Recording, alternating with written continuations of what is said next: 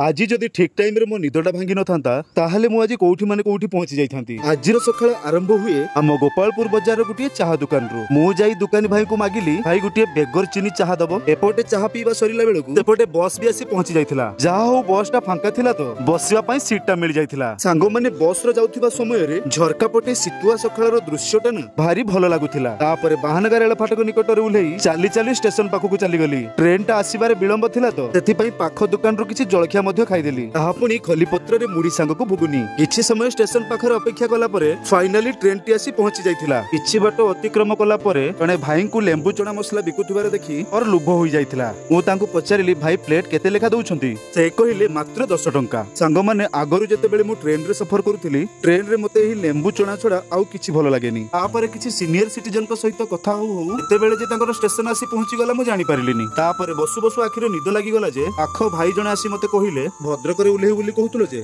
Finally Bhadrak रे उलेहि मु बाहर जाइथिली किछि जरूरी काम रे। सांग माने आगु को आउरी भलो भलो ट्रैवल ब्लॉग आनी बोली योजना करूछि। तो ओडिसा रे केउ केउ जिल्ला को गले भलो ट्रैवल ब्लॉग हेई परिबो कमेंट करिकि जणैबे। रहिली, जय जगन्नाथ।